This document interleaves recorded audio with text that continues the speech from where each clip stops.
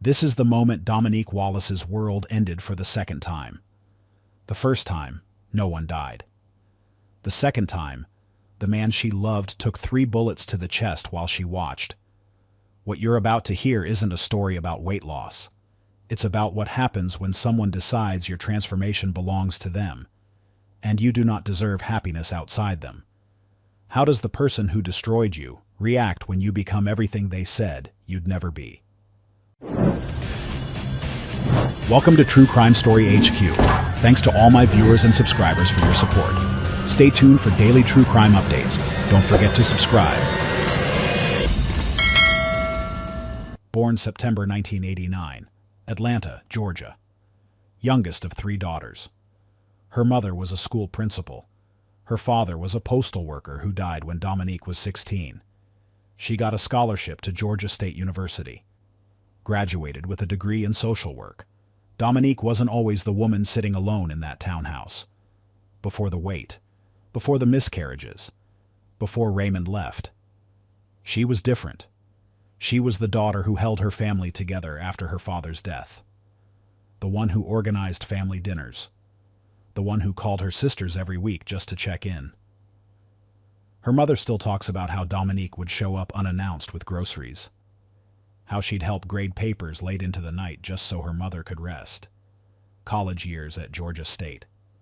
Dominique studied social work because she wanted to help people.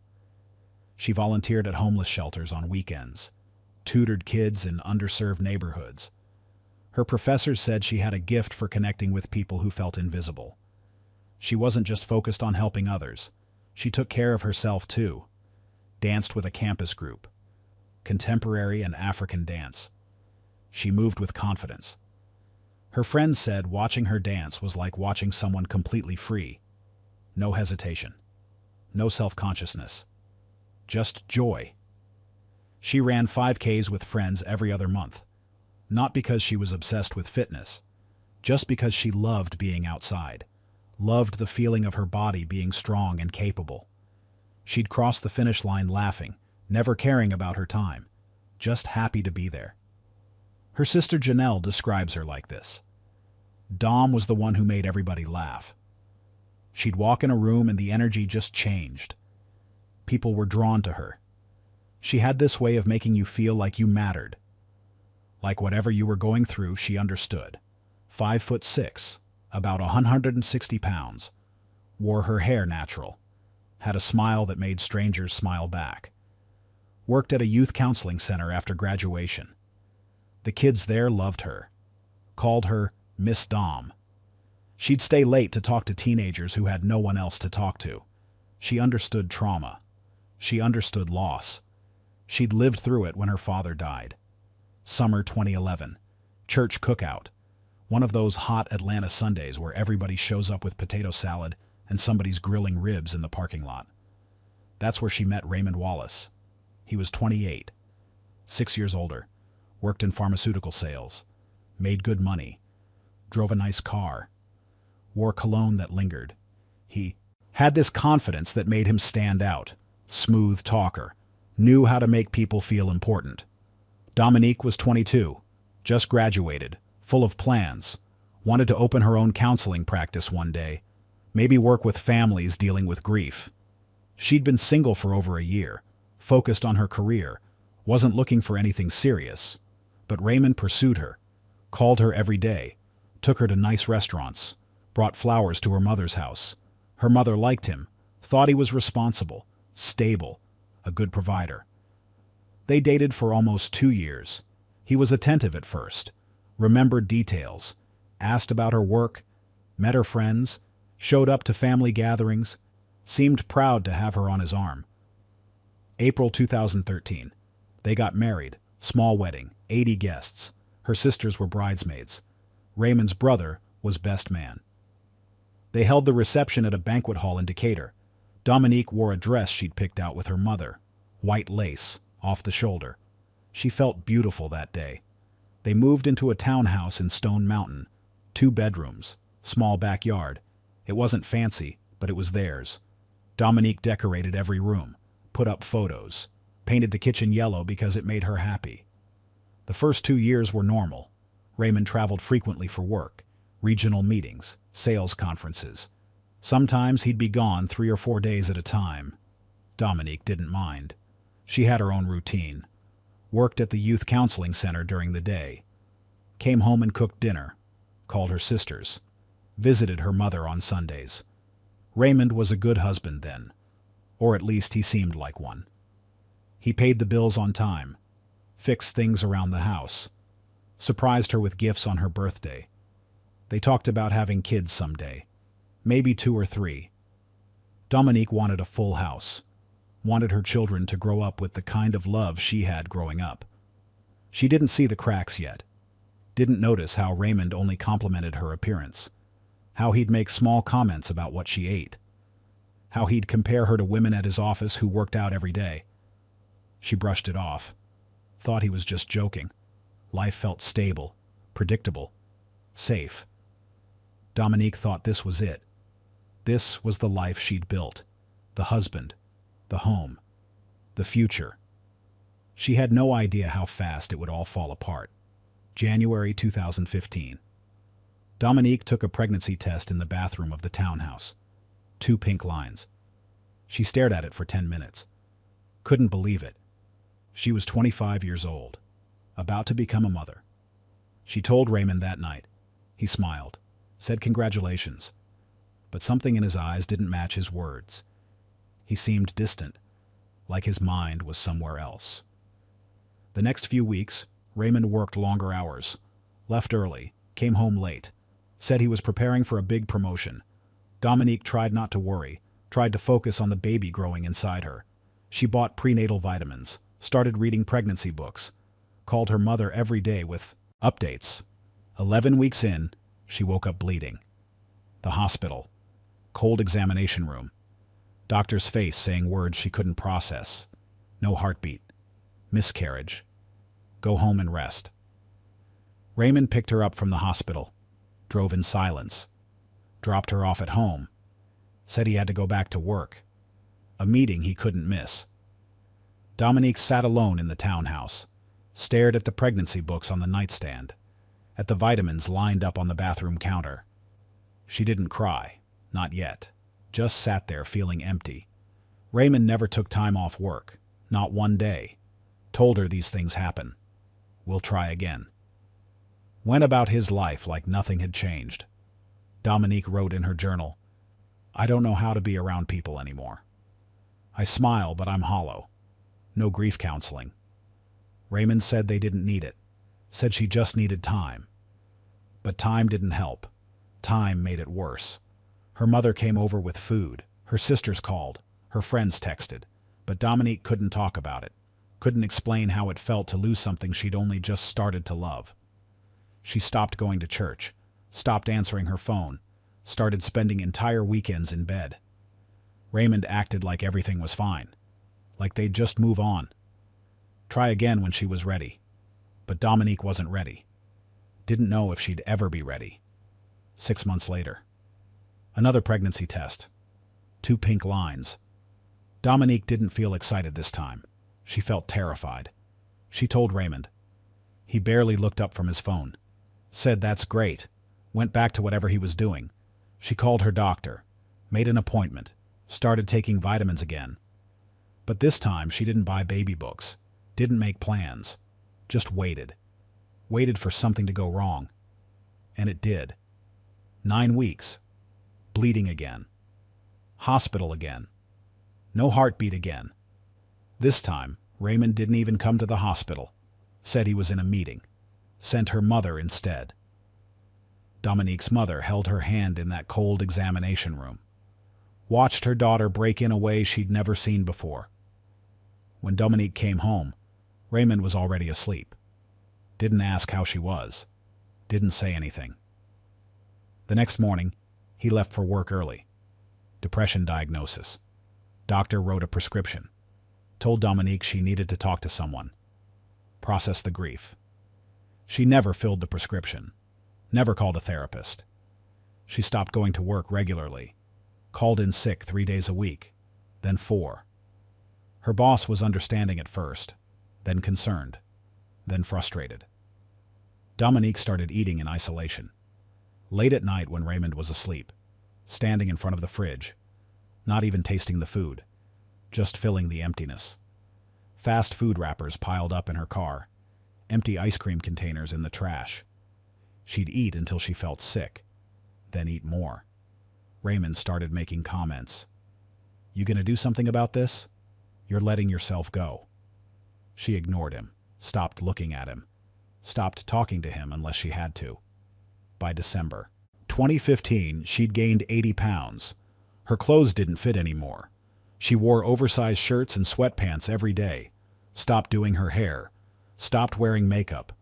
Raymond stopped touching her, stopped kissing her goodbye in the mornings, stopped sitting next to her on the couch.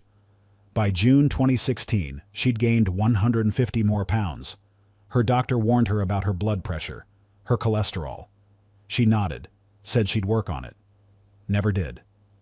By early 2017, Dominique weighed over 420 pounds. She couldn't recognize herself, avoided mirrors, avoided photos. Her mother cried when she saw her. Her sisters didn't know what to say. Raymond started coming home late, sometimes midnight, sometimes not at all. Said he was working, had to stay at a hotel near the office, too tired to drive home. He stopped sleeping in their bedroom, moved to the guest room, said her snoring kept him awake, said he needed his rest for work. He made comments in front of family, at Thanksgiving dinner, at her mother's birthday party. I didn't sign up for this version. Said it like a joke. But nobody laughed. Dominique's sister Janelle saw it. He'd look at her like she disgusted him. In public, at family dinners, like she wasn't even a person anymore. Janelle pulled him aside once, told him he was being cruel. Raymond shrugged, said he was just being honest, said Dominique needed to hear the truth. Christmas 2016. Family gathering at Dominique's mother's house. Raymond barely spoke to Dominique. Spent the whole evening on his phone, left early, said he had work in the morning. Dominique's mother pulled her aside. "Baby, is everything okay?" Dominique said yes. Everything's fine. Her mother didn't believe her, but she didn't push. By 2017, Raymond didn't hide it anymore. The disgust, the contempt. He'd walk past Dominique without looking at her, answer her questions with one word, sigh loudly when she entered a room. He stopped wearing his wedding ring. Dominique stopped attending church. Couldn't fit in the pews anymore. Couldn't handle the stares, the whispers. People who used to hug her now avoided eye contact. She avoided mirrors. Covered the full-length mirror in the bedroom with a sheet. Only looked at her face when she absolutely had to. She wore the same 3 oversized shirts. Rotated them throughout the week. Stopped shopping for clothes. Couldn't find anything that fit. Couldn't handle the humiliation of asking for the largest size. Her friend Shanice called every week. Dominique never answered. Shanice would come by. Ring the doorbell. Dominique would hide. Pretend she wasn't home. Watch through the window as Shanice finally gave up and drove away. Shanice later said, "She wouldn't answer calls. When I came by, she'd pretend she wasn't home. I knew she was in there. I could see her car. But after a while, I stopped trying. I didn't know what else to do." Dominique's co-workers stopped inviting her to lunch. Her sisters stopped asking her to family events. Not because they didn't care, but because she always said no. Always had an excuse. She spent entire days alone in the townhouse. Curtains closed. TV on for background noise. Eating. Sleeping. Waiting for Raymond to come home. Knowing he wouldn't stay long when he did. She was 27 years old. Weighed over 400 pounds. Had no job. No friends. No future she could see. And her husband looked at her like she was already dead. Dominique was sitting in the living room when the doorbell rang. 3:47 p.m. on a Tuesday. She wasn't expecting anyone. She opened the door.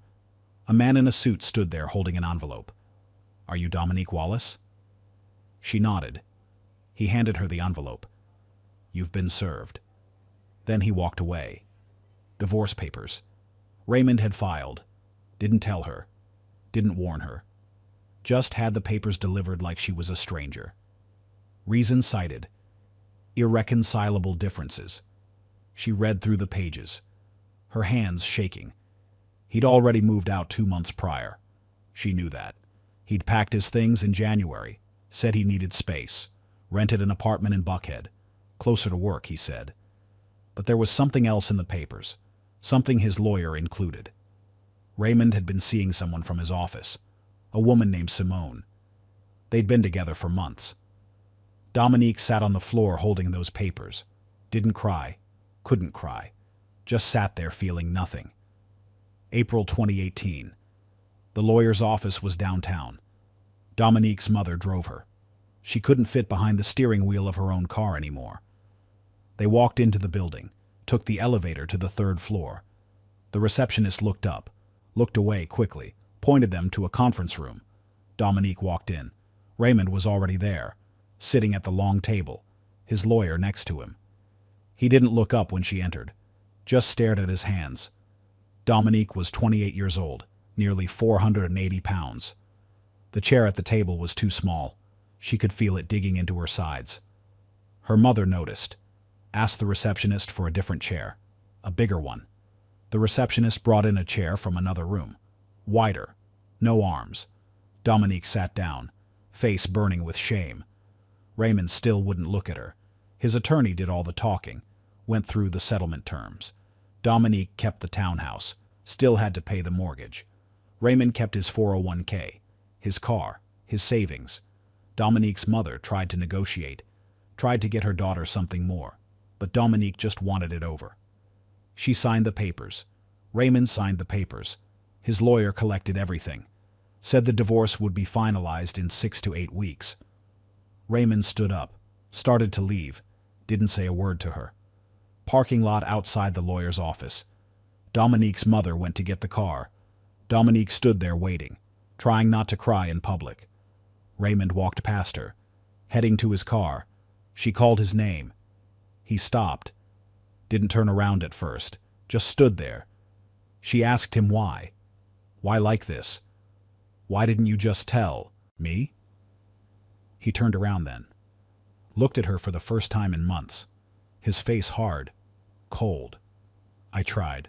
I really did. But I can't watch you destroy yourself anymore. You're leaving because I got fat. I'm leaving because you gave up. That's what he said. Like it was that simple. Like 3 years of grief and depression and pain could be reduced to giving up. She wanted to scream at him, wanted to tell him about the nights she spent crying alone, about the babies they lost, about how he abandoned her when she needed him most. But she didn't. Just stood there, watched him get in his car, watched him drive away. Her mother pulled up a minute later, found Dominique standing in the parking lot, staring at nothing. Baby, let's go home. Divorce finalized May 2018. By August 2018, Dominique weighed 487 pounds. She couldn't fit in restaurant booths anymore. Couldn't squeeze into the chairs at the DMV when she had to renew her license. Couldn't walk through turnstiles. Couldn't use public bathrooms because the stalls were too narrow. She couldn't shop in regular stores. Had to order everything online. XXXL sizes. Sometimes even those didn't fit. Her doctor warned her. Every visit, same conversation. Pre-diabetic. High blood pressure. Sleep apnea. You need to make changes. You're 28 years old. This is killing you. Dominique would nod. Say she understood. Leave the office and stop at a drive-thru on the way home. Her mother came to stay with her for 2 weeks in July. Walked into the townhouse and almost cried. Dishes piled in the sink. Trash overflowing. Dominique in the same clothes she'd worn for 3 days. Her mother cleaned, cooked, tried to talk to her. Baby, you can't leave this house. You can't live like this. Dominique didn't respond, just sat on the couch watching TV. Existing. Not living. Just existing. Her mother left after 2 weeks, had to get back to work, but she called every day, sometimes twice a day, just to make sure Dominique answered, just to make sure she was still there. August 3rd, 2018. 9:17 p.m. Dominique sat on the couch. Same spot she'd been sitting for hours. TV playing something she wasn't watching. Her mother's voice in her head. You can't live like this. She looked around the townhouse, at the mess, at the closed curtains, at the life she'd been living. Something broke. Or maybe something clicked. She stood up, put on shoes. Tennis shoes she hadn't worn in over a year.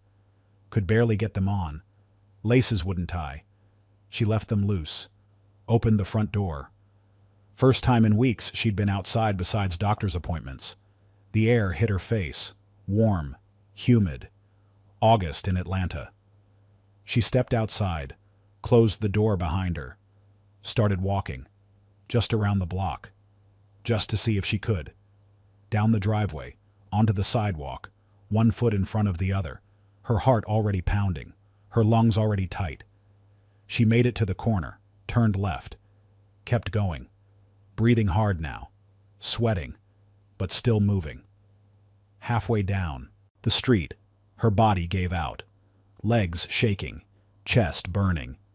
She stopped, bent over, hands on her knees, gasping for air, street lamp flickering above her, neighbors' houses dark, no one around, no one watching her fail. She wanted to turn back, wanted to go home, crawl back to the couch, give up. Then she heard footsteps, someone running, getting closer. She froze, too tired to move, too embarrassed to look up. The footsteps slowed, then stopped. Right next to her, a man's voice, gentle, concerned.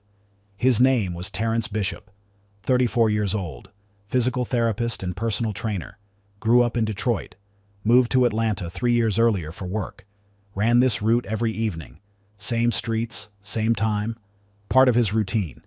He'd seen her walk out of the townhouse, noticed she was struggling, watched her stop halfway down the block, saw her bent over, gasping. He slowed down, stopped a few feet behind her. "You okay?" His voice was calm. No pity, no judgment, just concern. Dominique couldn't look at him, kept her eyes on the ground. I'm fine. She wasn't fine. She could barely breathe. But she didn't want help, didn't want this stranger to see her like this. Terrence didn't leave. "I'm going to sit here with you for a minute. Make sure you're good." He walked past her, sat down on the curb, right there on the street, didn't wait for permission. Just sat. Dominique stood there, still bent over, still trying to catch her breath. She didn't know what to do. This man, this stranger, sitting on the curb like it was the most normal thing in the world. After a minute, she sat down too, a few feet away from him. Still couldn't look at him. Terrence didn't mention her weight, didn't ask why she was out of breath, just asked about the neighborhood, said he'd moved to the area a few months ago, still getting to know the streets, asked if she liked living here. Dominique answered in short sentences. "Yeah. It's okay. Been here a few years." He asked about the best places to eat nearby, where to get good coffee. Normal questions. Like they were just two people having a conversation. Years later, Dominique would remember that moment. He had this voice that didn't rush me. He just sat there, this stranger, and I started crying. Right there on the street. And he didn't leave. She cried, not loud, just tears running down her face, sitting on that curb. This man next to her, someone she didn't even know, and he didn't leave, didn't try to stop her crying, didn't tell her it was okay, just sat there. Let her cry. After a while, she wiped her face, said sorry. "Don't know why I'm crying." Terrence said, "You don't have to apologize. Sometimes you just need to let it out." They sat there in silence, street lamp still flickering, cars passing by occasionally, neither of them in a hurry to leave. Terrence spoke again. "I know it feels impossible, but nothing's impossible. I've seen people climb back from places they never thought they'd escape." Dominique looked at him for the first time. Really looked at him. He was tall, fit, kind face, eyes that didn't judge. She asked, "You a therapist or something?" He smiled. "Physical therapist, personal trainer. But I'm not trying to sell you anything. Just saying, I've seen it. People who thought they were done, who thought they couldn't change. And they did." Dominique didn't respond, didn't believe him, didn't believe she could be one of those people. Terrence stood up, pulled a piece of paper from his pocket, pen from his running belt, wrote down his number, tore the paper, handed it to her. You don't have to call, but if you want to walk again tomorrow, I'll walk with you. Dominique took the paper, stared at it, at the 10 digits written in neat handwriting. Terrence started jogging again, turned back once, said, I'm serious. Anytime. Then he was gone. Disappeared down the street. Dominique sat there for another 20 minutes, holding that torn piece of paper, looking at the number, trying to figure out why a stranger would stop, why he would sit with her, why he would offer to come back. She folded the paper, put it in her pocket, stood up slowly, started walking back to the townhouse, her legs still shaking, her lungs still burning, but something felt different. Something small, something she couldn't name yet. Hope, maybe. Or maybe just the memory of someone being kind when they didn't have to be. She went inside, closed the door, pulled the paper out of her pocket, looked at it again, put it on the kitchen counter, stared at it before going to bed. The next day, she woke up, looked at that piece of paper, picked up her phone, stared at the number for 10 minutes. Dominique stared at her phone, at the number Terrence had given her. She'd been staring at it for 10 minutes, trying to decide. Part of her said, don't do it. Don't let a stranger see you struggle again. Don't give him another reason to judge you. But another part of her, a quieter part, said, text him. See what happens, she typed. Is the offer still good? Sent it before she could change her mind. He responded immediately. What time works for you? She hadn't expected that. The speed, the certainty, like he'd been waiting. They agreed on 7 p.m., same street, same spot where they'd sat on the curb. Dominique spent the rest of the day nervous, changed her shirt 3 times, worried about what to say, worried about how long she'd last before she had to stop. 7 p.m. came. She walked outside. He was already there, stretching, smiled when he saw her. They started walking, slow, no pressure, just one foot in front of the other. 8 minutes in, Dominique had to stop, bent over, gasping. I'm sorry. I can't. Terrence stopped next to her. That's 8 more minutes than yesterday. She looked at him, confused. Yesterday I only made it halfway down the street. Exactly. Today you made it further. That's progress. Week 1. They walked 3 times. Monday, Wednesday, Friday. 10 minutes each time, sometimes less. Dominique would have to stop, catch her breath. Terrence never complained, never rushed her, just waited. He talked while they walked, about his childhood in Detroit, about moving to Atlanta, about his work as a physical therapist, about the clients he helped, people recovering from injuries, from surgeries, from pain they thought would never end. He told her about his father. Died of a heart attack at 52. That's why Terrence got into fitness. Wanted to help people avoid what his father went through. Dominique listened. Didn't talk much at first. Just listened. Let his voice fill the silence. Week 2. 4 walks. 15 minutes each. Dominique could feel the difference. Still hard. Still painful. But less impossible. Terrence never pushed. Never said walk faster. Never said you should be doing more. Just walked beside her, matching her pace, however slow that was. September came. Dominique stepped on the scale for the first time in months. She'd been avoiding it, scared of what the number would say. 475 pounds, down 12 pounds from August. She stood there staring at the number, 12 pounds. It didn't seem like much, but it was something. The first time the number had gone down in 3 years. She cried. Standing in her bathroom, crying over 12 pounds. She texted Terrence, told him about the scale, about the 12 pounds.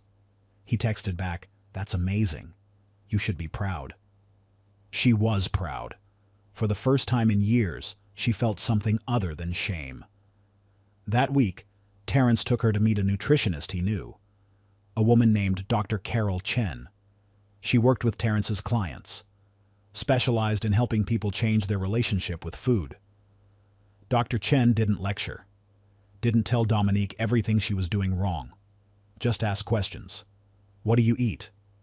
When do you eat? How do you feel when you eat? They started meal planning. No strict diets, no cutting out entire food groups.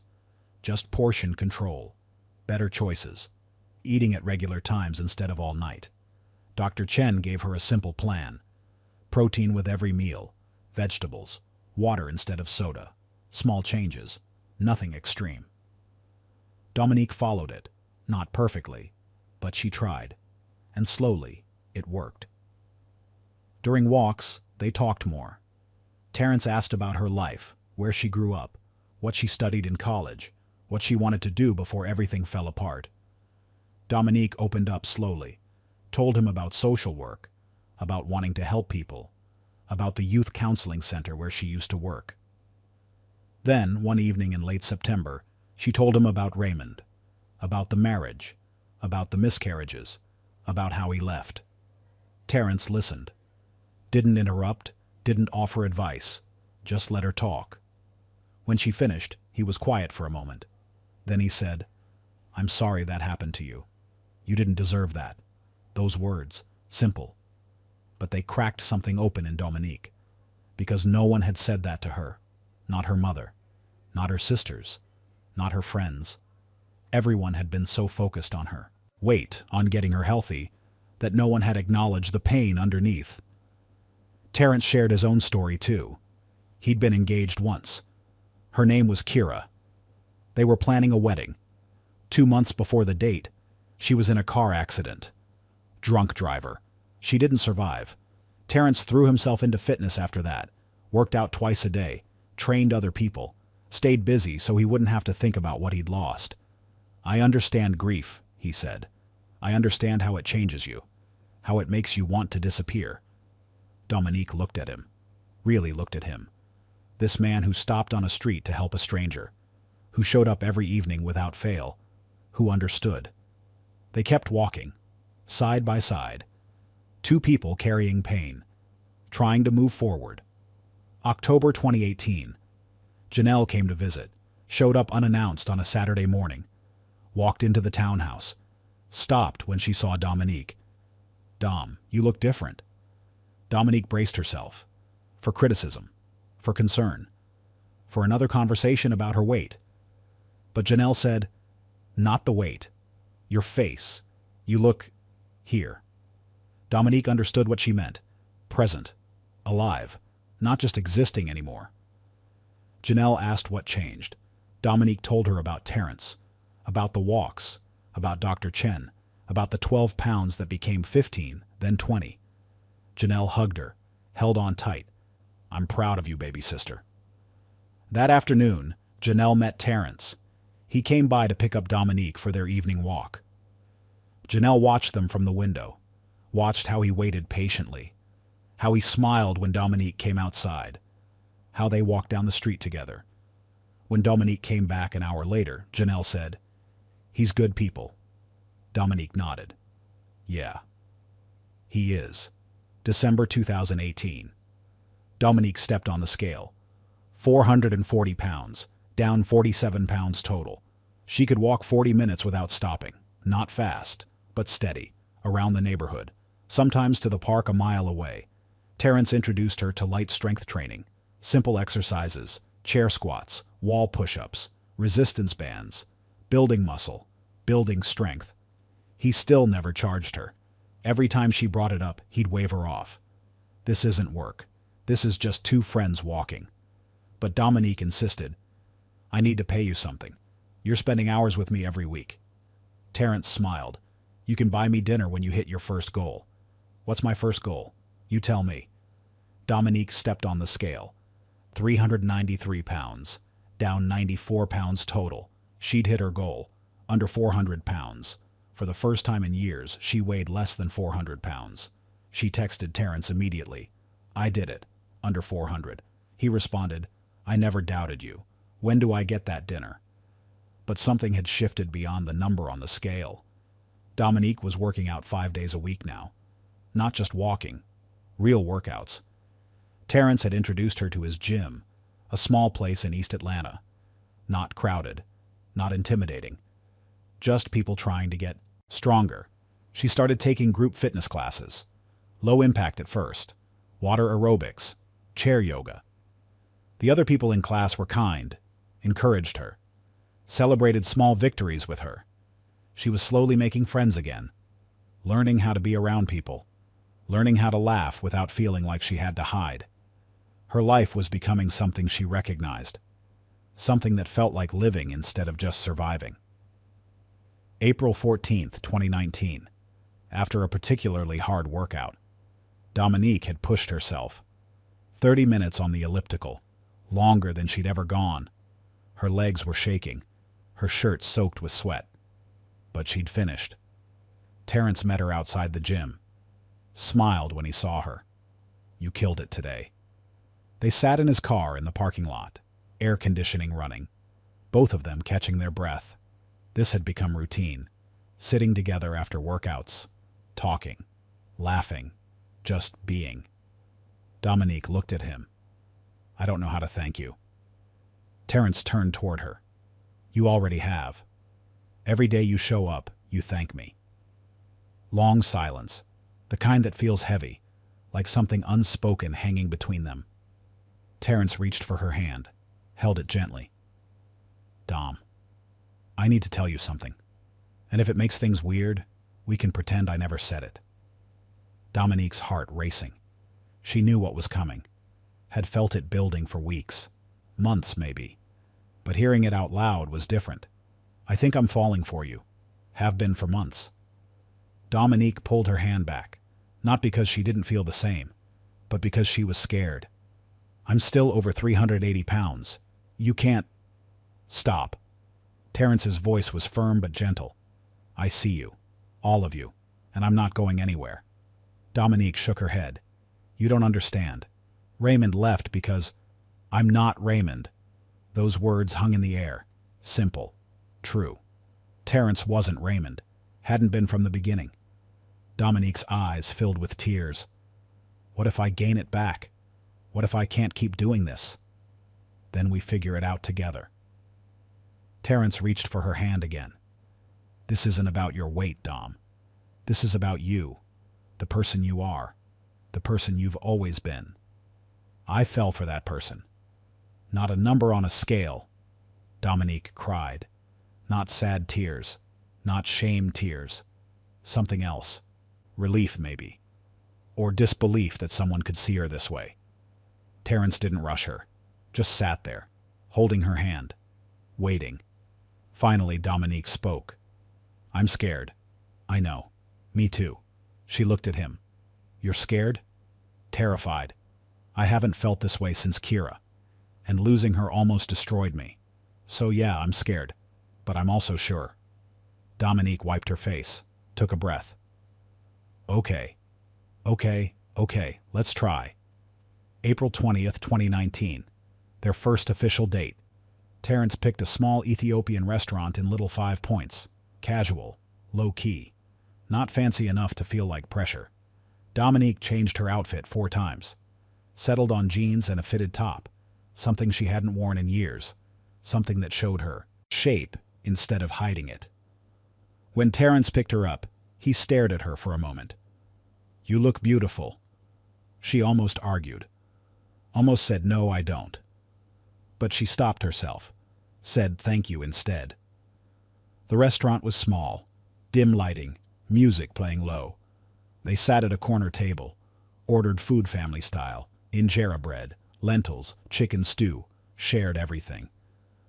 Dominique kept waiting for the other shoe to drop, kept waiting for Terrence to look embarrassed to be seen with her, to glance around and see if people were staring, to suggest they sit somewhere more private. He never did. He looked at her the whole time, asked questions, laughed at her jokes, reached across the table and held her hand where everyone could see. Later, Dominique would say, "I kept waiting for him to look embarrassed to be seen with me." He never did. May through December 2019, they were inseparable. Dominique continued losing weight, not because Terrence pressured her, but because she'd found a rhythm, a life that included movement and better food and people who cared. By the end of the year, she was down 187 pounds total, 300 pounds. Still not thin, still plus size, but healthier, stronger, able to do things she couldn't do a year before. Terrence met her family at Thanksgiving. Dominique's mother hosted. The whole family there. Sisters, nieces, nephews. Everyone curious about the man who'd helped Dominique transform. Terrence brought sweet potato pie, shook everyone's hand, answered questions patiently, talked about his work, about Detroit, about how he and Dominique met. Dominique's mother pulled him aside while everyone was cleaning up, walked him to the back porch, looked him in the eye. "You gave me my daughter back?" Terrence shook his head. "I didn't do that. She did that herself." "Maybe. But you showed up. You stayed. That matters." Terrence nodded. "She's easy to stay for." Dominique's mother smiled. "You love her." It wasn't a question. Terrence didn't hesitate. "Yes, ma'am. I do." "Good. Because she loves you too, even if she hasn't said it yet." That night, driving home, Dominique asked what her mother said to him. Terrence smiled. "Just that she's glad I stuck around." "What did you say?" "That I'm glad she let me." Dominique reached over, took his hand. "I love you." Terrence glanced at her, smiled. "I love you too." They drove home holding hands. Two people who'd found each other on a street corner when they both needed someone to show up. And they kept showing up. For each other. Every day. The transformation wasn't just about numbers. It was about fluctuations. Weeks where she gained 5 pounds back. Months where the scale didn't move at all. Times when she wanted to quit. Times when she cried because it felt too hard. The 1,000 pounds people would talk about later. That number accounted for everything. The losses, the regains, the cumulative weight she fought through over 3 years. Not a straight line down. A journey with setbacks and plateaus and moments of doubt. But she kept going. Through 2020 when the world shut down. Through gyms closing and routines falling apart. She and Terrence worked out in parking lots, in parks, in her living room. They adapted. They kept moving forward. Spring 2020. Dominique returned to work. A new job at a community mental health center, working with trauma survivors, people dealing with grief, with depression, with loss. She understood them in a way she couldn't have before, could look them in the eye and say, "I know what rock bottom feels like. I know what it's like to want to disappear, and I'm here to tell you that you can come back." Her clients connected with her, trusted her. She wasn't just a counselor with a degree. She was someone who'd lived through pain and survived it. By summer 2020, Dominique started speaking at support groups, sharing her story, talking about trauma and recovery, about how grief can live in your body, how weight can be armor and prison at the same time. People listened, some cried, some thanked her afterward, said they needed to hear that someone understood. Terrence opened his own training facility in fall 2020, a small gym in Decatur, called it Second Chance Fitness, focused on people who'd been overlooked by traditional gyms, people recovering from injuries, from illness, from lives that had fallen apart. Dominique helped him design the space, made sure it felt welcoming, not intimidating, pictures on the wall of real people, not fitness models, just people trying to get stronger. January 2021. Dominique and Terrence moved in together, found a house in Stone Mountain, 2 bedrooms, small yard. Nothing fancy, but it was theirs. Dominique sold the townhouse. Too many bad memories there, too much of Raymond, too much of who she used to be. The new house felt like a fresh start. They painted the walls, picked out furniture together, hung photos of themselves, smiling, happy, alive. Dominique's mother visited the week they moved in, walked through each room, stopped in the kitchen. "This feels right." Dominique hugged her. "It does, doesn't it?" Her mother held her tight. "I'm so proud of you, baby." March 13th, 2022, Stone Mountain Park, sunset. Terrence told Dominique he wanted to take a walk, their old routine. Even though they lived together now, even though they spent every day together, they still walked. He drove them to the park. They started on the trail, the same one they'd walked dozens of times.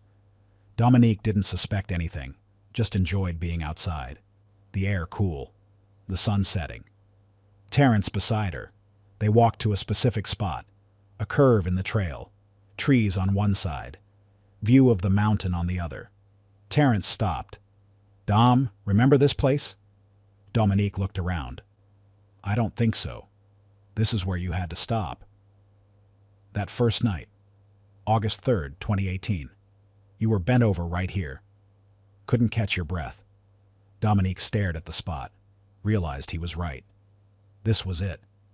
The exact place where her old life ended and her new one began. Before she could respond, Terrence got down on one knee. Her heart stopped. Hands flew to her mouth. "You're the strongest person I know. You fought your way back from a place most people never escape. You rebuilt yourself. You helped me believe in second chances again. Will you marry me?" He opened a small box. Simple ring. Not flashy. Just right. Dominique couldn't speak. Tears streaming down her face. She nodded. Yes. Yes. 1,000 times yes. Terrence stood up, slid the ring on her finger, kissed her while the sun set behind them. The same trail where she almost gave up. The same spot where she wanted to turn back. Now the place where she said yes to forever. They set the date, July 1st, 2023, a little over a year away. Small ceremony, 50 guests, family, close friends, people who'd watched them fall in love. Dominique designed her own dress, worked with a seamstress she knew, something simple, elegant. That fit the body she'd worked so hard for. She went to fittings with her sisters, with her mother. They cried when they saw her in the dress, not because of how she looked, but because of how far she'd come. Terrence planned the honeymoon. Somewhere warm, somewhere they could relax, celebrate, begin their life together. Everything felt perfect, like all the pain, all the struggle, had led to this moment. Dominique would look at her ring and smile. Think about the wedding, about walking down the aisle, about marrying the man who stopped on a street corner when he didn't have to. She counted down the days, 365, then 300, then 200, then 150. Everything was planned. The venue, the flowers, the food, the photographer. They sent out invitations in April. Saved the dates before that. Dominique's dress hung in the spare bedroom. Perfect. Waiting. 117 days until the wedding. Then 100. Then 90. Dominique had never been happier. Had never felt more alive. More loved. More ready for the future. She had no idea that future was about to be ripped away from her. Sweet Magnolia Bakery, Decatur. 2:47 p.m. Dominique and Terrence sat at a small table near the window. Cake samples spread out in front of them. Vanilla, chocolate, red velvet, lemon. They were tasting each one, laughing, taking photos, trying to decide which flavor for the wedding. Dominique wore jeans and a fitted sweater, hair pulled back, engagement ring catching the light every time she moved her hand. She looked happy, relaxed. 5 months until the wedding, everything falling into place. Terrence fed her a bite of the chocolate cake. Too sweet? She shook her head. It's perfect. The door chimed. Someone walking in. Dominique glanced up. Casual, not paying attention. Then she froze. A man walked in. Tall, well-dressed, business casual. He walked past their table toward the counter. Then he stopped, turned back, stared. Dominique. That voice. She knew that voice. Hadn't heard it in almost 5 years. But she knew it. Raymond, her ex-husband, standing 5 feet away, staring at her like he'd seen a ghost. Raymond was 40 years old now. Looked the same. Maybe a little older. Still wore expensive cologne. Still carried himself like someone important. He hadn't seen Dominique in almost 5 years. Not since the divorce. Not since that parking lot conversation outside the lawyer's office. He walked past her table. Did a double take. Stopped. Stared at her for a long moment, mouth slightly open. Is that really you? Dominique's hand started shaking. She put down her fork. Felt Terrence tense beside her. Raymond couldn't believe it. This woman sitting in front of him, thin, healthy, confident. This couldn't be the same person he'd divorced. He stood there, speechless, just staring. Terrence stood up immediately. Can we help you? His voice was calm but firm, protective. He'd picked up on Dominique's tension, the way her whole body had gone rigid. Raymond barely looked at Terrence, kept his eyes on Dominique. Wow. You look... He couldn't finish the sentence, didn't know what to say. Dominique found her voice, steady, cold. What are you doing here? Raymond blinked, like he'd forgotten he was in a bakery. I'm picking up a cake. I'm getting married next month. But what happened to you? The question landed like an insult. What happened to you? Like her transformation was something that required explanation. Dominique's jaw tightened. I got my life back. Raymond started to respond, stopped. Looked at Terrence for the first time. Really looked at him. Terrence extended his hand. I'm Terrence, Dominique's fiancé. Raymond's face changed. Something dark flickered in his eyes. Confusion, then anger, then something else, something cold. He shook Terrence's hand, gripped it too hard, held on too long. Congratulations, both of you. His voice was flat, empty. He turned back to Dominique, started talking, words spilling out, awkward, uncomfortable. He mentioned his fiancée, Simone, wedding March 18th, told them he still worked for the same pharmaceutical company.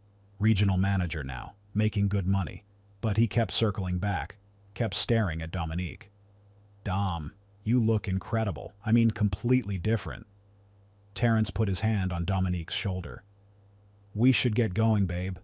Raymond nodded quickly. Yeah, of course. Good seeing you. But he didn't move.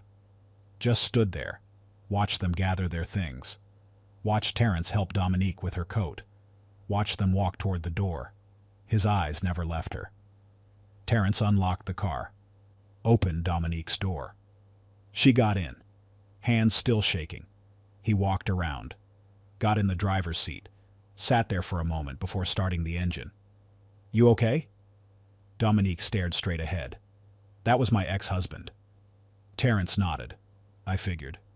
The way he looked at you. Dominique turned to him. What do you mean? Like he made a mistake. And he knows it. Dominique didn't respond, just sat there, processing. She hadn't seen Raymond in 5 years, hadn't thought about him in months, had moved on, completely. But seeing him, seeing his face, the way he stared at her, like she was something he'd lost, it unsettled her. Terrence started the car, reached over, took her hand. You don't owe him anything. You know that, right? Dominique nodded. I know. But part of her wondered what Raymond was thinking, why he looked at her like that, what it meant. She pushed the thoughts away, focused on Terrence, on their wedding, on their future. Raymond was her past, and she'd left that past behind a long time ago. Raymond sat on his couch, phone in his hand, couldn't stop thinking about Dominique, the way she looked, thin, confident, happy, engaged to another man. He opened his laptop, typed her name into Google, Dominique Wallace. Nothing came up. She must have gone back to her maiden name, Patterson. He tried again. Dominique Patterson, Atlanta. Found her. LinkedIn profile, Instagram, Facebook. He clicked on Instagram. She'd blocked him years ago on her old account. But this was a new one. She didn't know to block him here. He scrolled through her photos. Dominique at the gym. Dominique at work events. Dominique and Terrence hiking. At restaurants. Traveling. Smiling in every photo. Each photo felt like a punch. Raymond stared at a photo of Dominique and Terrence, taken at Christmas, both of them wearing matching ugly sweaters. laughing. "That's my wife." He said it out loud, to his empty apartment. "That's my wife." Then he caught himself. "She's not your wife anymore." But the thought persisted, twisted, grew into something else. "I helped create that. I pushed her to get healthy." The delusion was starting. The rewriting of history. Raymond convincing himself that Dominique's transformation was somehow because of him. Because he'd left her. Because he'd pushed her to change. He kept scrolling, kept staring at photos, kept building a story in his head that wasn't true. Simone walked into the living room. Raymond's fiancée, 32 years old, accountant. They'd been together 2 years, moved in together 6 months ago.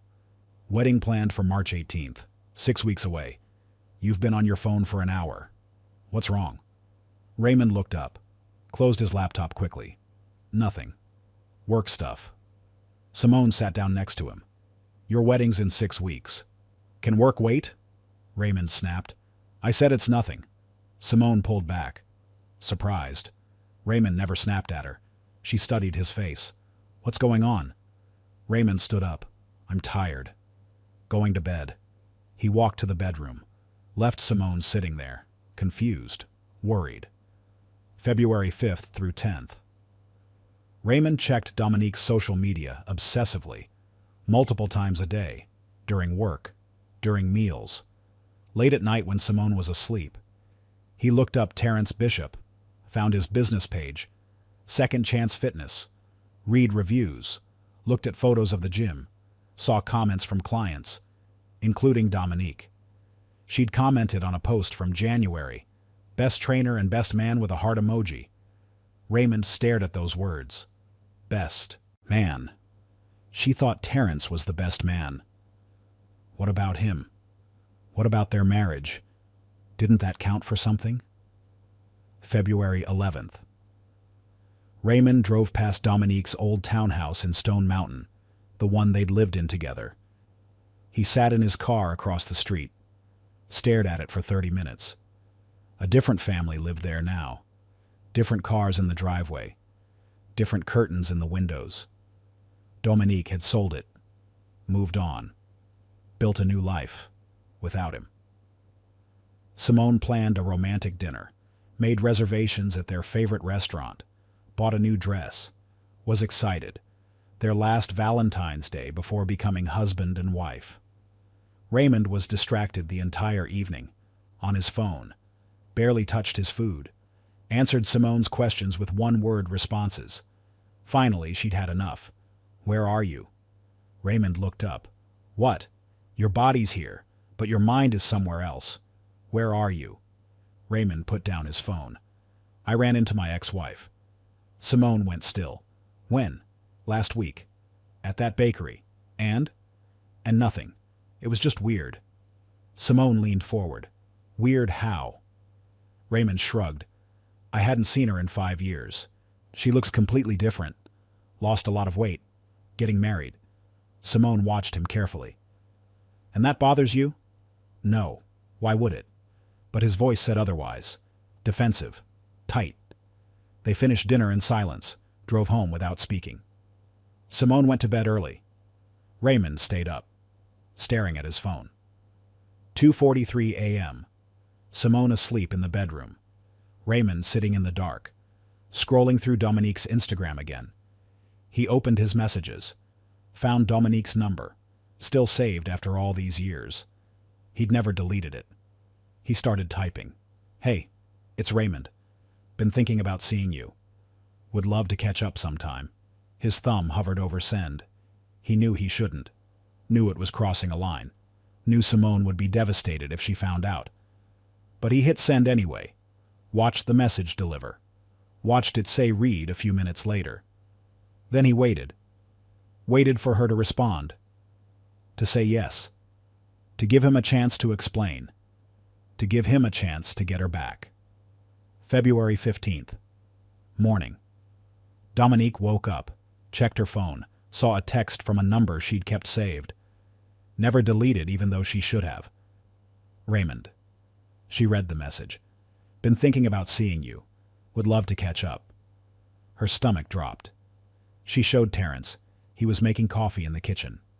Read the message. Looked at her. You don't have to respond. Dominique sat down at the table. I know.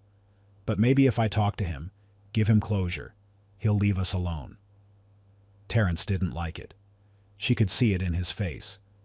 But he trusted her. You want me to come with you? No, but I'll tell you where I am. The whole time. Terrence nodded. Okay, Dominique typed back. Hi, Raymond. I'm willing to meet for coffee. Once. Terrence will know where I am. Firm boundary. Clear message. This wasn't a reunion. This was closure. Raymond responded immediately. Thank you. When works for you? They agreed on February 18th. Caribou Coffee in Virginia Highland. 11 Haws a.m. Public place. Daytime. Safe. 11 Haws a.m. Dominique walked into Caribou Coffee. Raymond was already there, sitting at a corner table, wearing cologne, dressed up. Like this was a date. Dominique's jaw tightened. This wasn't a date. This was a conversation. One conversation. Then done. She sat across from him. Didn't smile. Didn't hug him. Just sat. Raymond smiled, nervous. Thanks for meeting me. Dominique's voice was flat. What did you want to talk about? Raymond shifted in his seat. I've been thinking a lot since I saw you. About us. About what happened. Dominique stayed guarded. That was 5 years ago. I know. But seeing you again, it brought everything back. Dominique said nothing. Waited. Raymond continued. I was wrong. The way I treated you. The things I said. Still, Dominique said nothing. Seeing you now, you're everything I knew you could be. Dominique's voice was ice cold. I'm everything he knew I could be. She meant Terrence. Raymond flinched, knew exactly what she meant. Raymond tried again. Do you ever think about us? What we had? Dominique leaned forward. We didn't have anything, Raymond. You had a wife who was grieving and you had contempt. That's not fair. You know what wasn't fair? You walking out because I gained weight after losing 2 babies. Your babies. Raymond went quiet, looked down at his coffee. Dominique wasn't done. You left me at my lowest, when I needed you most. You looked at me like I disgusted you, in front of my family, in public. You made me feel like I didn't deserve to exist. I was young. I didn't know how to handle it. Dominique's voice sharp. You were 30 years old, and you didn't leave because you couldn't handle my grief. You left because you couldn't handle my body. Silence, long and heavy. Raymond looked up, met her eyes. I still love you. Dominique stared at him. Disbelief. Anger. No, you don't. Dom, you love the version of me standing in front of you, but you didn't build her. You didn't hold her hand through panic attacks. You didn't wake up at 5 a.m. to make sure she got to the gym. Terrence did that. You threw me away. Raymond's desperation showing now. I made a mistake. You're getting married in 4 weeks. I don't love her. Not like I loved you. Dominique stood up. We're done here. Raymond reached out, grabbed her wrist. Wait! Dominique pulled away. Hard. Don't ever contact me again. She walked out, didn't look back. Left Raymond sitting there, alone. Raymond sat at that table for 15 minutes, staring at nothing. The waitress came by, asked if he needed anything. He didn't respond, didn't even hear her. Something had broken in him, something that couldn't be fixed. He'd lost her, really lost her, not just the divorce, but her, the idea of her, the possibility of her, and the man who had her. Terrence, the man who'd done what Raymond never did, showed up, stayed, loved her, unconditionally. Raymond hated him with everything he had, because Terrence had won, and Raymond had lost, and he couldn't accept that. February 18th through 25th, 1 week after the coffee shop meeting, Raymond canceled 2 meetings at work, told his boss he was sick. Wasn't sick, just couldn't focus. Couldn't think about anything except Dominique walking out of that coffee shop. Simone asked what was wrong. Every day, multiple times. You okay? What's going on? Talk to me. He lied each time. I'm fine, just stressed about work, wedding planning, nothing. She noticed he stopped wearing his engagement ring, took it off one morning, left it on the bathroom counter, didn't put it back on.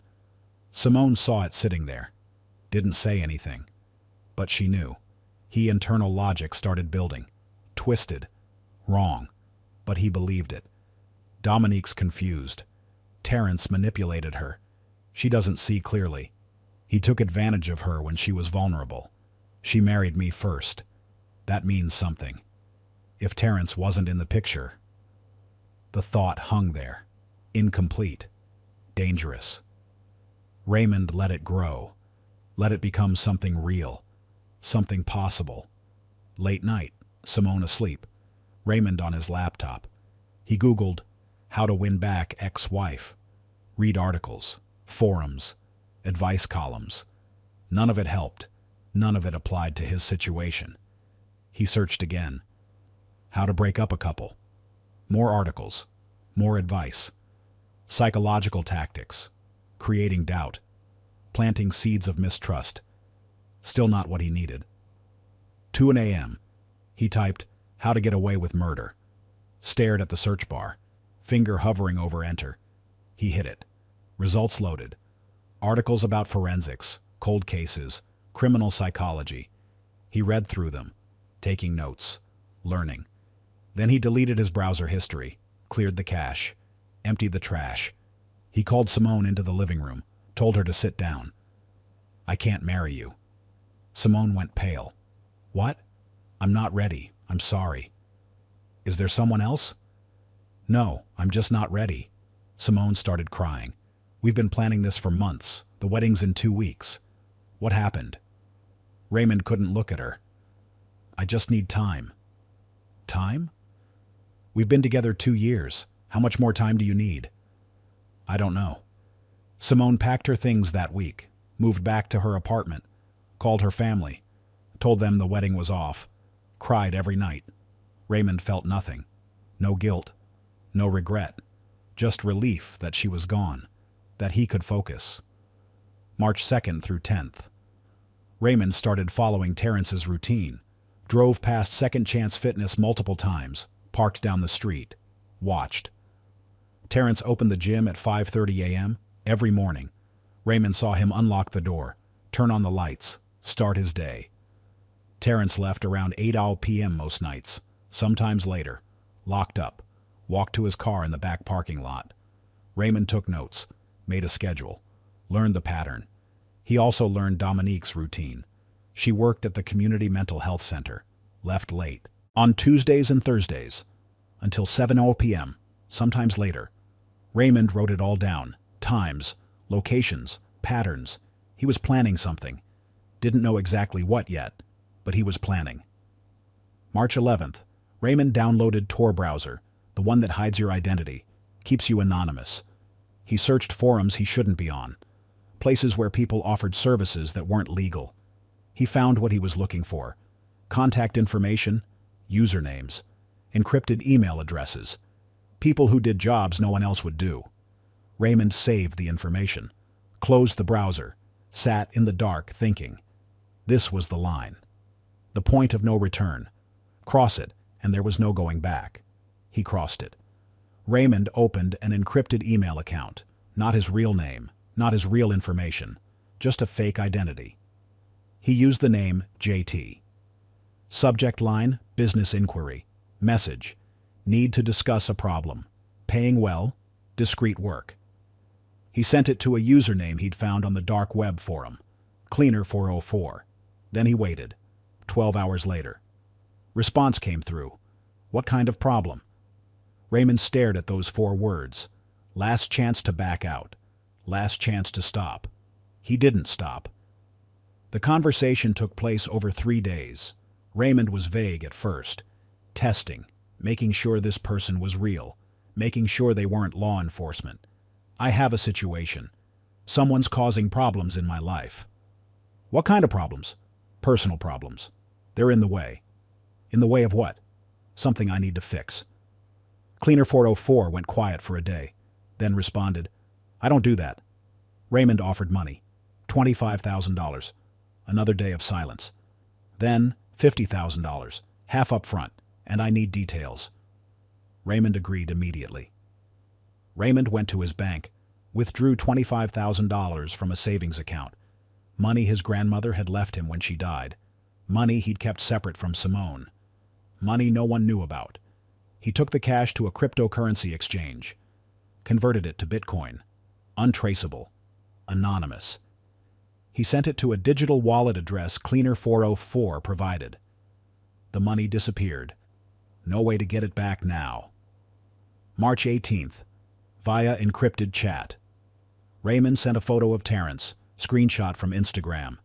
Cleaner404 needed to know what the target looked like. He provided the gym address. Second Chance Fitness, Decatur. Terrence's car. Make, model, license plate.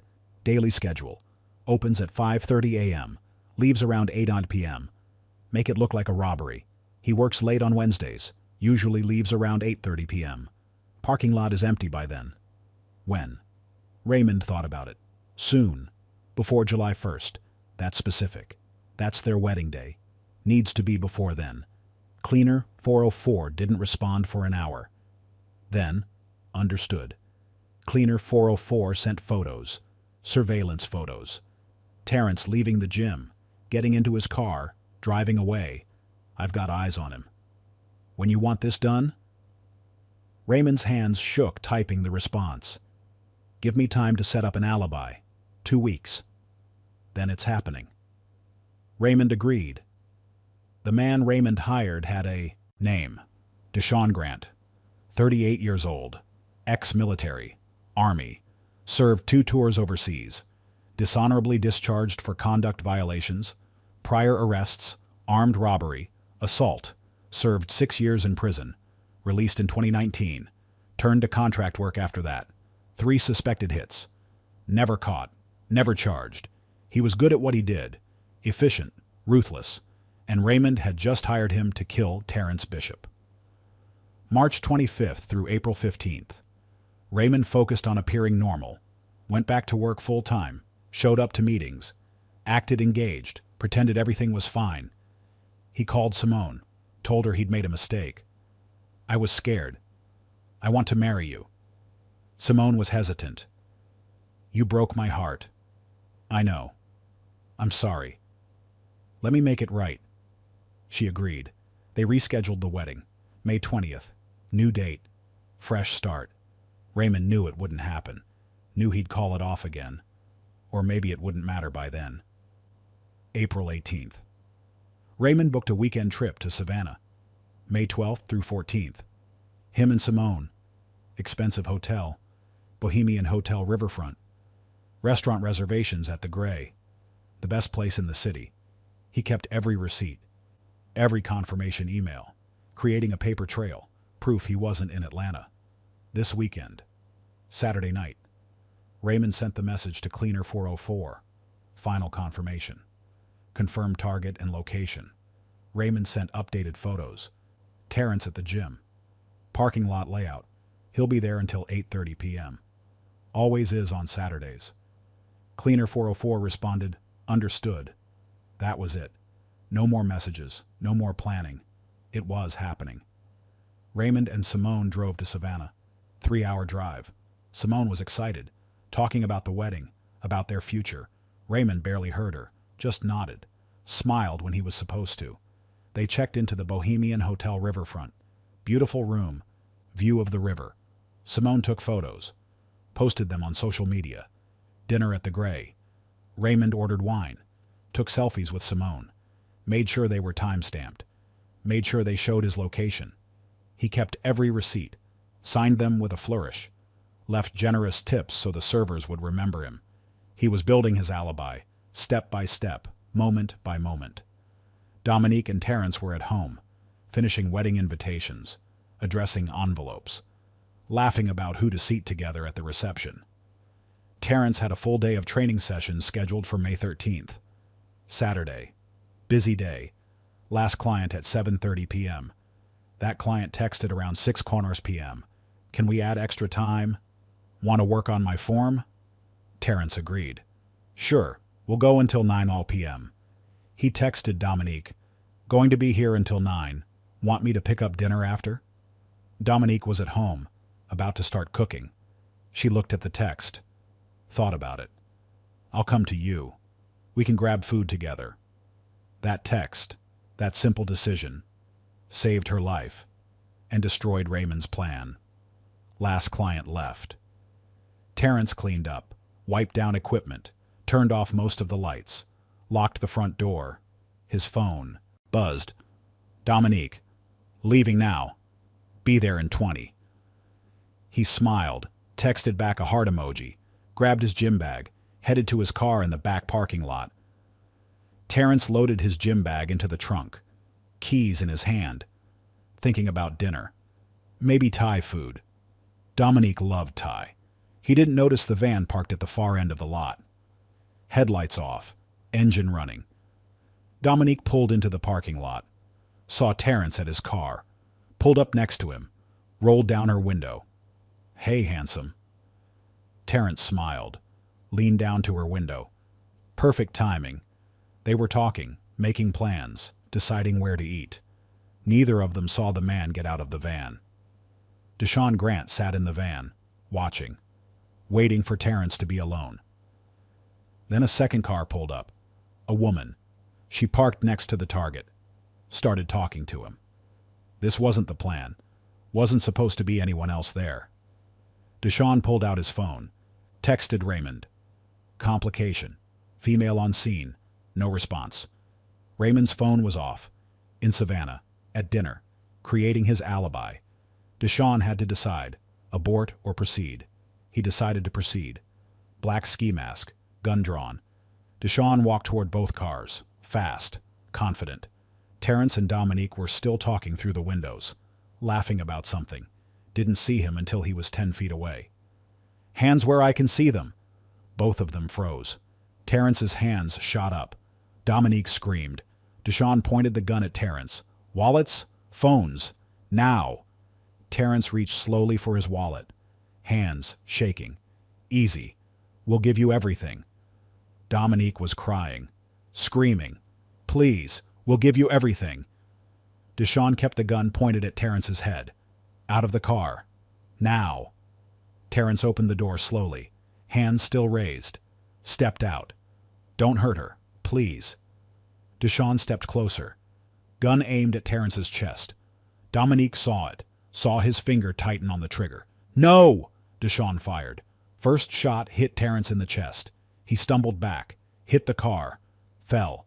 Dominique jumped out of her car, running toward him, screaming his name. Deshaun fired again.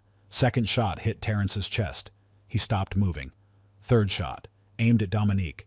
Missed, hit the car window behind her. Glass shattered. Dominique dropped to the ground. Covered Terrence's body with hers, screaming. Blood everywhere. His blood, soaking through her shirt. She couldn't feel his heartbeat. Couldn't feel him breathing. Deshaun pointed the gun at her. She looked up, met his eyes through the mask. He fired.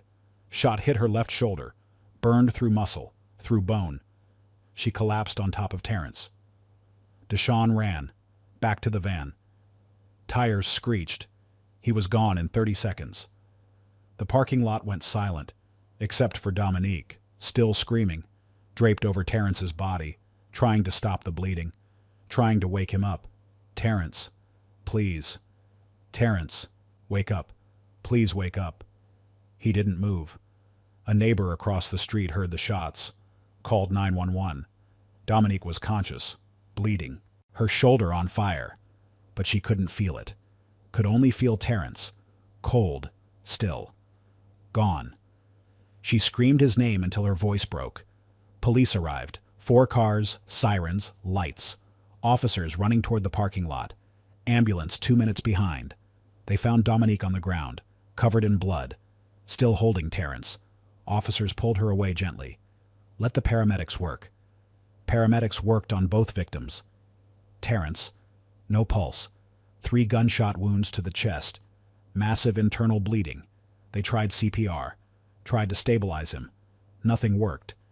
Dominique, bullet through the shoulder, lost a lot of blood, conscious, screaming, fighting the paramedics, trying to get back to Terrence.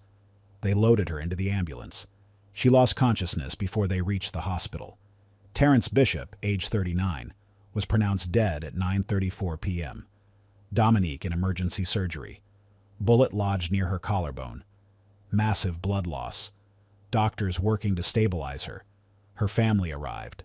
Mother, sisters Janelle and Nicole, all of them in the waiting room, not knowing if Dominique would survive. Terrence's family arrived too. His mother Phyllis, his brother Kevin. They'd gotten the call. Your son is dead. Your brother is dead. No one knew what to say. Dominique's mother held Phyllis, both of them crying. Two mothers who'd watched their children fall in love, now watching that love end in a parking lot. Surgery complete. Doctor came out. Dominique stable but sedated. Bullet removed. She'll be in ICU for observation. Will she be okay? Physically, yes.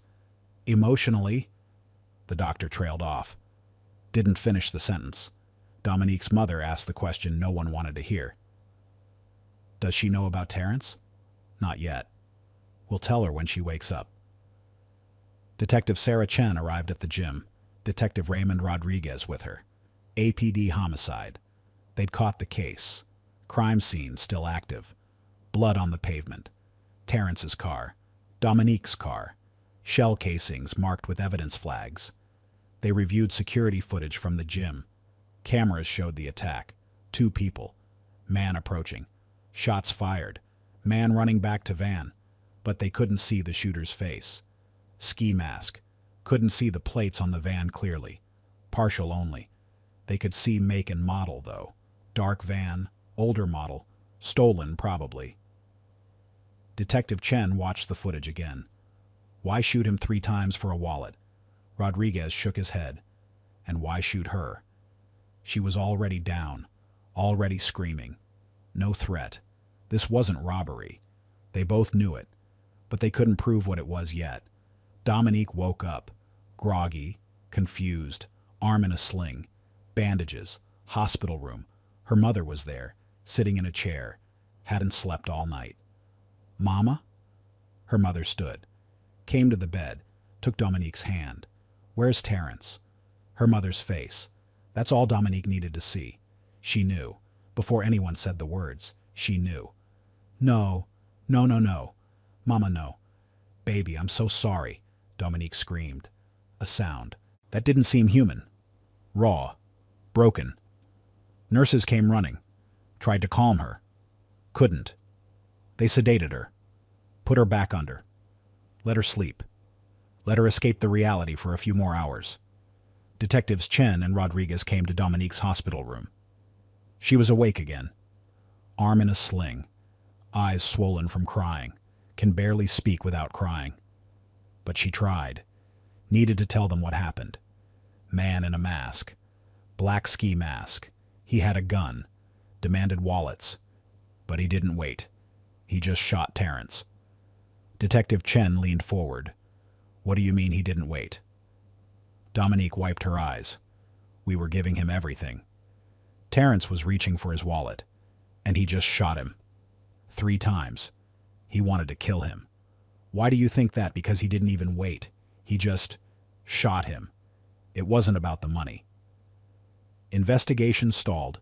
They found the van, abandoned in College Park. Stolen plates, wiped completely clean. No fingerprints, no DNA, nothing. No witnesses beyond Dominique. No cameras in that part of the parking lot. No evidence except shell casings and the partial plate that led nowhere. The case went cold within a week. Raymond checked his phone after dinner. Saw a news alert. Shooting in Atlanta, 1 dead. He opened the article. Read the location. Near a gym in Decatur. Near Terrence's gym. He felt nothing. No shock. No horror. Nothing. Simone noticed. What's wrong? Nothing. Just a work email. You've been staring at your phone for 5 minutes. It's nothing. He put the phone away. Finished his wine. Smiled at Simone. Pretended everything was normal. Raymond and Simone drove back to Atlanta. 3-hour drive. Raymond checked the news constantly. Every update, every article, confirmed. Terrence Bishop, 39, killed. One other victim, female, survived. Recovering at Grady Memorial. His hands shook on the steering wheel. You've been weird all morning. Just tired. Didn't sleep well. Simone didn't believe him, but she stopped asking. Raymond learned Dominique survived. Read it in an article. Fiancé of victim recovering at Grady Memorial. Panic set in. She wasn't supposed to be there. Deshawn was supposed to wait until Terrence was alone. She can identify the shooter. What if she saw something? What if she knows? Raymond couldn't breathe. Felt like the walls were closing in. He called Dominique's mother. Still had her number saved from when he was married to Dominique. Mrs. Patterson, it's Raymond Wallace. I just heard about what happened to Dominique. Is she okay? Her mother sounded exhausted. She's alive. Barely.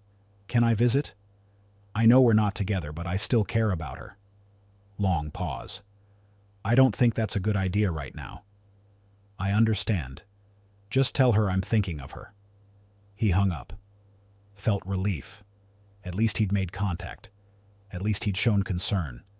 Made himself look innocent. Raymond sent flowers to the hospital. Big arrangement. Expensive. Card read, Dom, I'm so sorry. Here if you need anything. Minus R. Dominique's sister. Janelle intercepted them at the nurse's station. Read the card. Threw the entire arrangement in the trash. She called Raymond. Stay away from my sister. I'm just trying to help. You don't get to help. Not after what you did to her. She hung up. Raymond showed up at the hospital unannounced. Told reception he was family. Brother-in-law. They let him through. He found Dominique's room. ICU. Restricted access. Couldn't get in. Security stopped him. He waited in the hallway. For an hour. Just waiting. Dominique being moved to a regular room. Raymond saw her on the gurney. Arm bandaged. Face hollow. Lost weight. Looked broken. They made eye contact. Just for a second. She looked at him. Through him. No recognition. No emotion. Just emptiness. She said nothing. They wheeled her away. Raymond tried to visit again.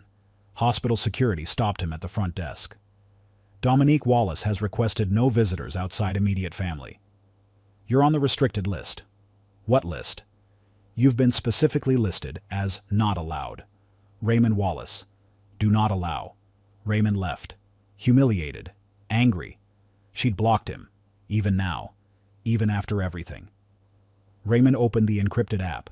Messaged Deshawn. She's alive. Response came fast. Not my problem. I did the job. You were supposed to... I killed who you paid me to kill. We're done. The conversation ended. Deshawn disconnected.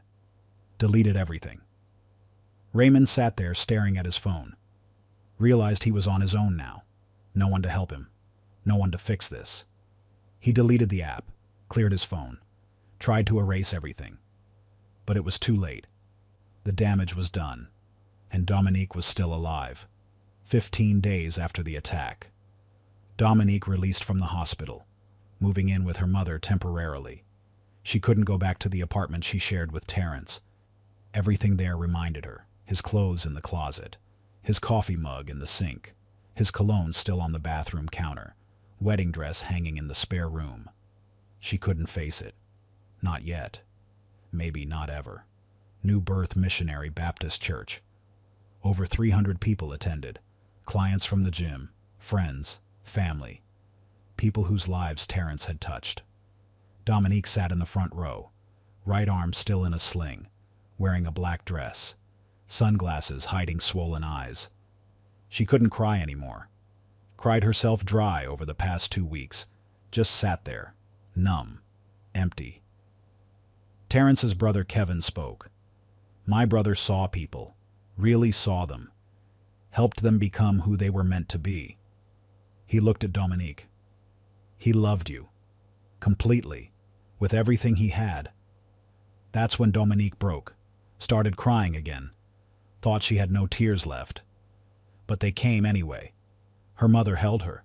Her sisters held her. Let her cry. Doorbell rang. Dominique's mother answered. Raymond Wallace standing there. She tried to close the door immediately. He put his hand up. Please. 5 minutes. I need to see her. She doesn't want to see you. I drove all the way here. Just 5 minutes. Dominique heard his voice. Came to the door. Face gaunt. Lost 15 pounds since the shooting. Looked like she had years ago. Before Terrence. Before the transformation. It's okay, Mama. Let him in. Her mother protested. Dominique held up her hand. 5 minutes. Raymond sat on the couch. Dominique stood. Wouldn't sit near him. Wouldn't get close. I'm so sorry about what happened. Dominique said nothing.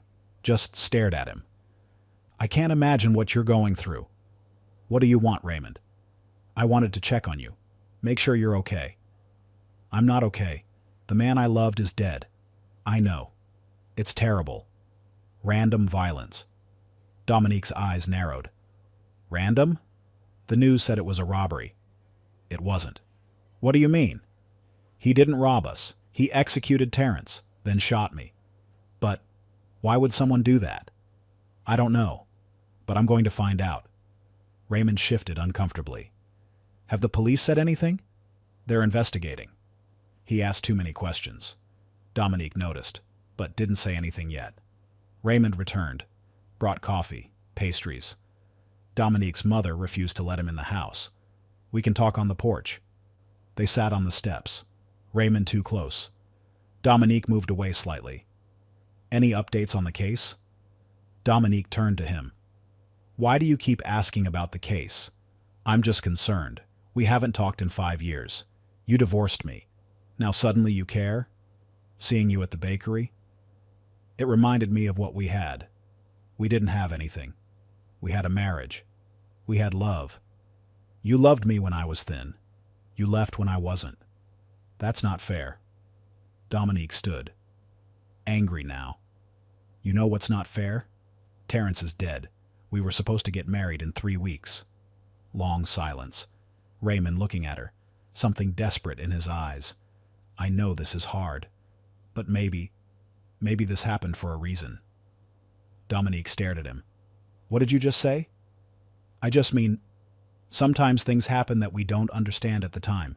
Get off my mother's porch. Dom, leave. Now. Raymond left. Dominique watched him drive away. Something felt wrong, felt off, but she couldn't name it yet. Raymond arrived unannounced again. Dominique's mother at work. Dominique alone in the house. Against her better judgment, she let him in. This is the last time, Raymond. Raymond brought up old memories. Their wedding. Early years of marriage.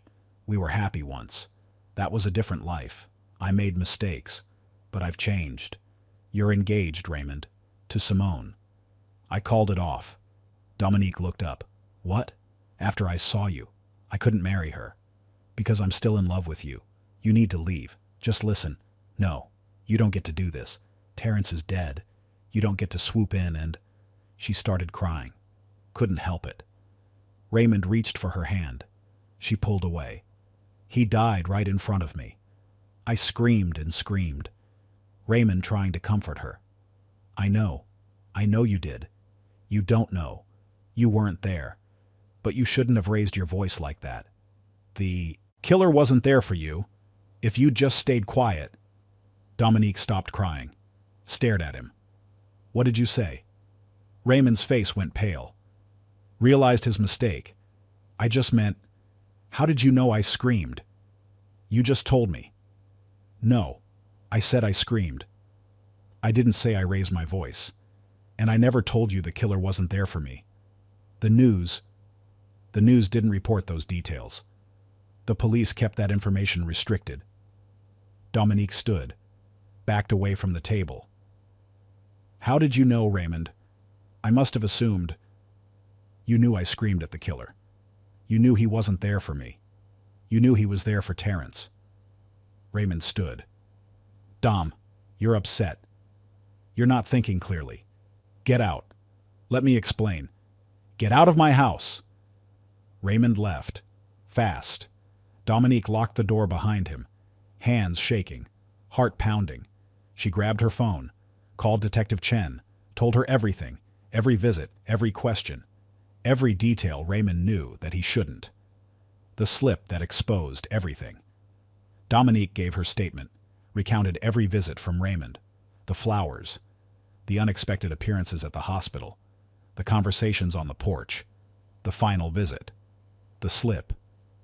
Detective Rodriguez leaned forward.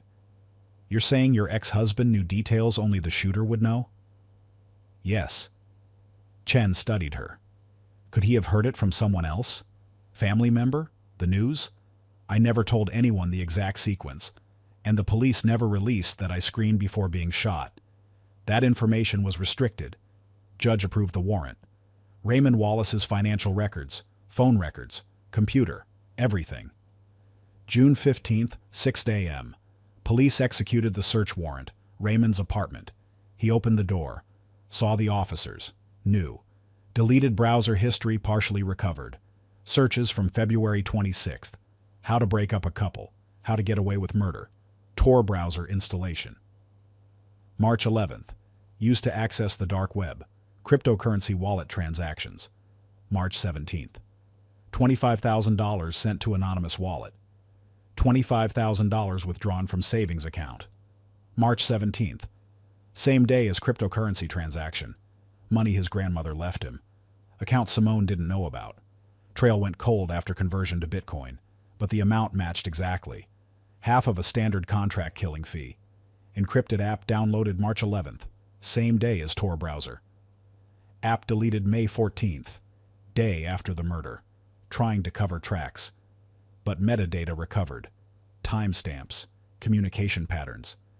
Everything Raymond tried to erase. Raymond with his lawyer, sat across from Detectives Chen and Rodriguez, denied everything. I was in Savannah when it happened. We're not saying you pulled the trigger. I don't know what Dominique thinks she heard. Detectives presented financial records, $25,000 withdrawal, cryptocurrency transaction. I took out money for personal reasons. What reasons? That's private. They showed him the browser history, how to get away with murder. I was curious about crime stories. I listened to podcasts, true crime. His lawyer told him to stop talking. Raymond ignored him, kept explaining, kept digging himself deeper. Evidence was circumstantial. Strong, but not enough to charge. Not yet. Raymond released at 9:30 p.m.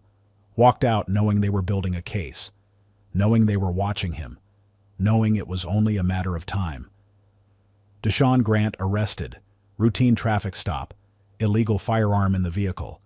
Prior felon in possession of a weapon. Taken to Fulton County Jail. Detectives Chen and Rodriguez interviewed Deshaun. Asked about the weapon. Ran ballistics. No match to the Terrence Bishop shooting. But Deshaun fit the profile. Prior violence. Military training. Dishonorably discharged. Detective Chen showed Deshaun a photo. Raymond Wallace. You know this man? Never seen him. She showed another photo. Terrence Bishop. Deshaun's face changed. Just for a split second. Micro-expression. Recognition. Don't know him either. Rodriguez leaned in. We have your van on camera. May 13th. You know what happened that night.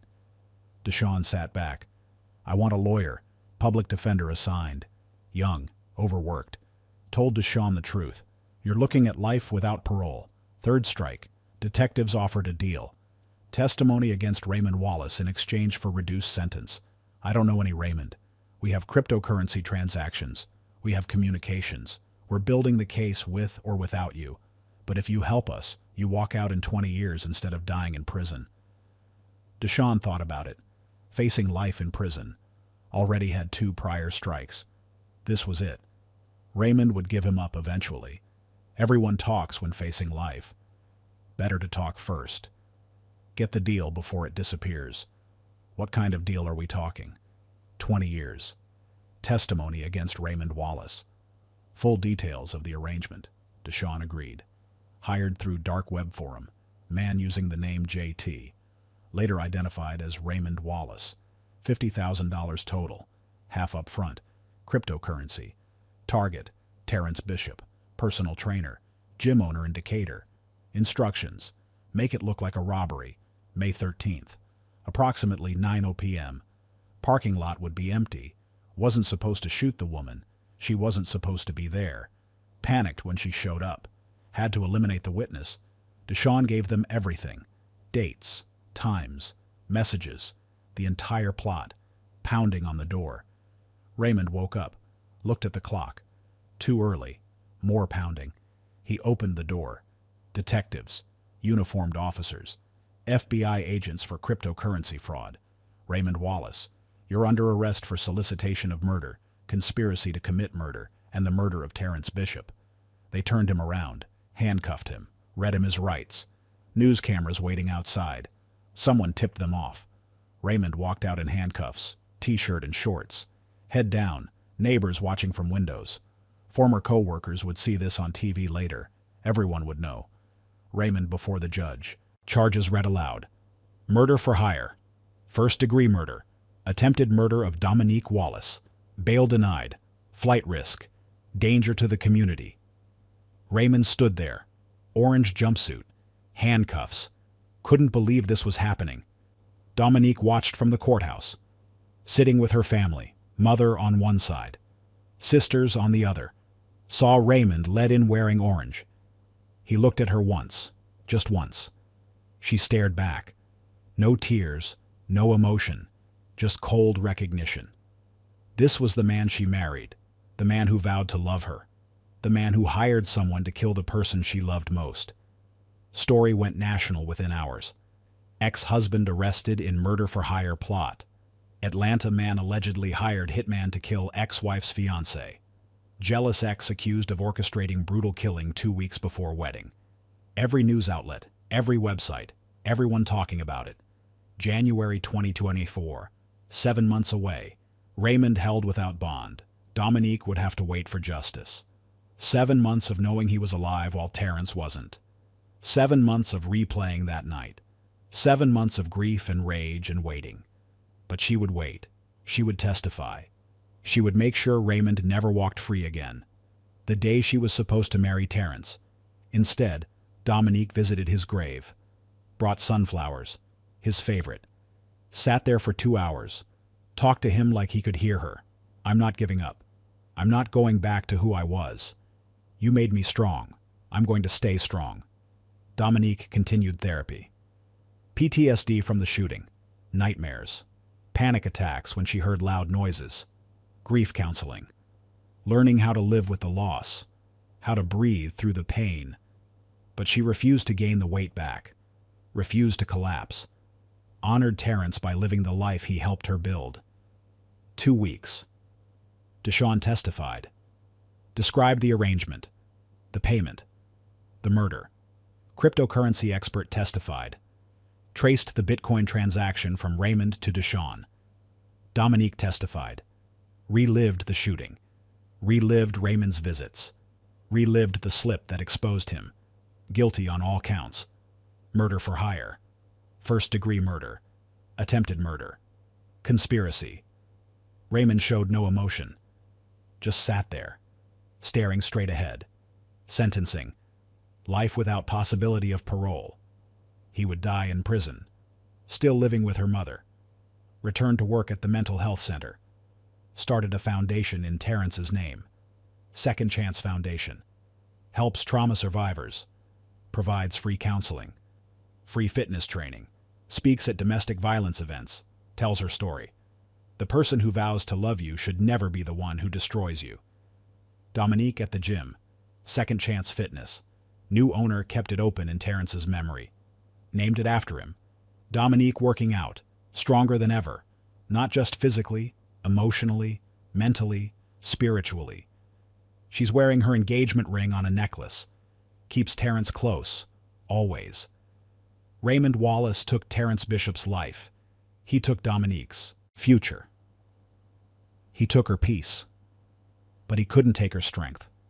Because that strength was never his to take. She built it. Terrence helped. But it was always hers. This is the story of a woman who lost everything twice. The first time she was abandoned. The second time she was attacked. But both times she survived. Not because she was lucky, because she refused to let cruelty define her. Some questions don't have answers. Why do people hurt the ones they claim to love? When does rejection turn to obsession? How do you survive losing your future? But some truths are undeniable. Dominique Wallace is still here. Raymond Wallace is in prison. And Terrence Bishop's memory lives on in every person she helps, every life she touches, every moment she chooses strength over surrender. That's not justice, but it's survival. And sometimes, survival is its own form of victory.